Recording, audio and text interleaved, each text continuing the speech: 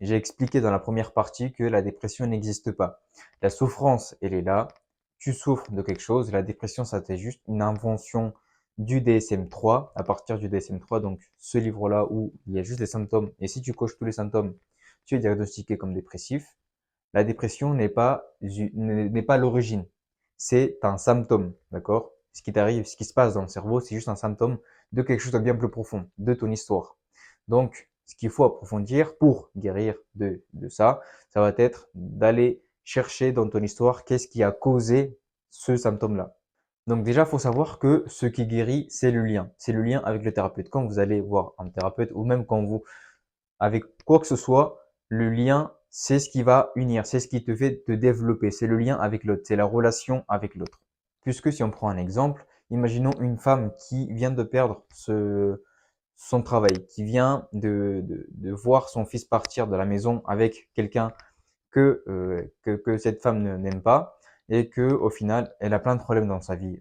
Puis à ce moment-là, forcément, elle va être en dépression. Forcément, elle va avoir ces symptômes-là. Mais ce n'est pas une maladie, ce n'est pas l'origine. C'est parce qu'il y a tout ça. Et c'est sain, encore une fois, c'est sain de se sentir triste, de se sentir en colère, de se sentir mal à ce moment-là. D'accord? On ne doit pas le psychiatriser et pathologiser le mal-être. Parce qu'aujourd'hui, on est dans une génération qui va glorifier le bien-être et psychiatriser le mal-être. Donc, il faut savoir que le problème, quand vous allez en thérapie, quand vous allez voir un psy pour régler un problème, le problème, la raison de la consultation n'est jamais le problème.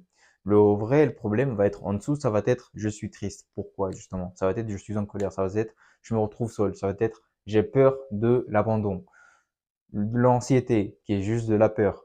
Pareil. Tous ces symptômes-là, encore une fois, il y a une origine bien plus profonde. Ça va être le haut de l'iceberg et tout ce qui est en bas de l'iceberg, ça va être ton histoire, ça va être tout ce que tu as vécu jusqu'à aujourd'hui qui t'a emmené jusqu'à là. Donc, quelles sont les raisons pour lesquelles tu peux te déprimer? Qu'est-ce qui nous déprime réellement? Il y a les maladies corporelles. Donc, les maladies corporelles sont encore une fois des symptômes, d'accord, de la dépression ou d'autres problèmes, mais n'est pas d'origine. Il y a le stress psychosocial.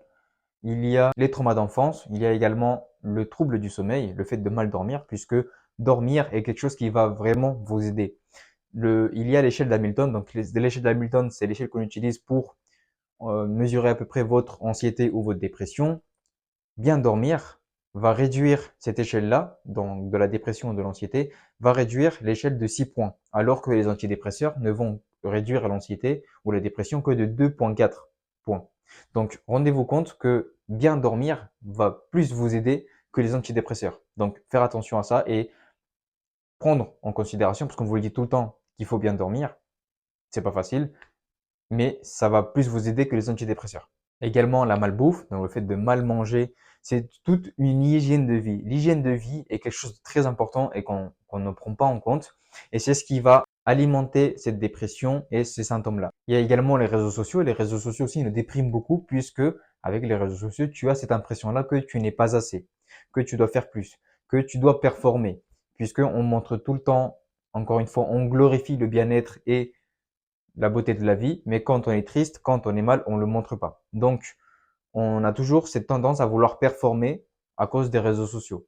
Et puis, il y a également les déconnexions. La déconnexion d'un travail qui n'a plus de sens pour toi, la déconnexion avec ta famille, avec des personnes, la déconnexion avec tes traumas d'enfance, bien sûr, la déconnexion avec tes valeurs fondamentales, donc toutes tes croyances, toutes tes valeurs qui t'ont aidé à être là où tu es aujourd'hui, tu as cette déconnexion-là, et bien évidemment aussi les déconnexions avec un futur ou un espoir. Donc ça veut dire que tu te déconnectes d'un futur bien plus joyeux. Donc finalement, ce qui te rend malade aujourd'hui, ce n'est pas l'excès de responsabilité, mais bien cette obligation de bien faire constamment. Parfois, quand on est dépressif, c'est parce qu'on n'a pas ce rendement que la société nous demande de nous, parce que on est parents, parce que il faut gérer la maison, parce que il faut travailler, parce que au travail on nous demande encore plus de choses. Il faut toujours performer, performer. On ne peut plus répondre aux besoins des autres, ce qui fait qu'au final on se déprime.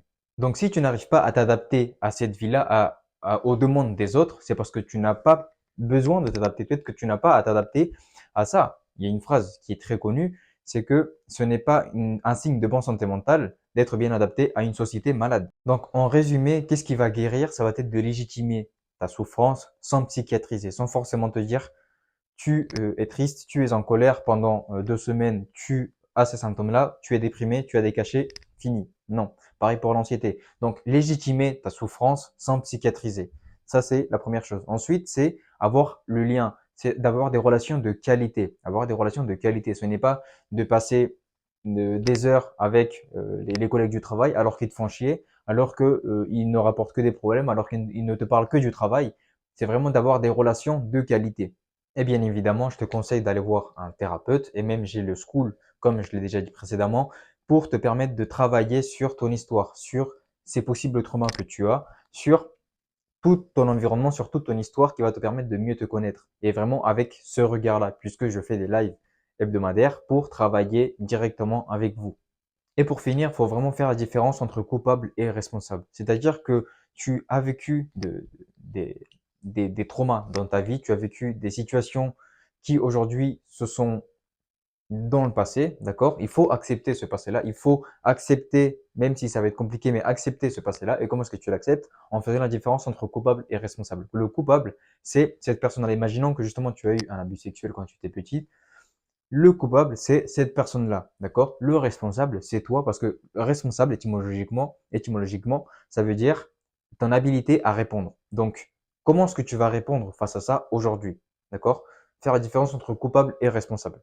Donc, ce n'est pas de ta faute, mais c'est à toi d'agir. Et justement, si tu veux agir, il y a le lien dans ma bio pour accéder au school qui va te permettre de travailler plus en profondeur sur ton histoire.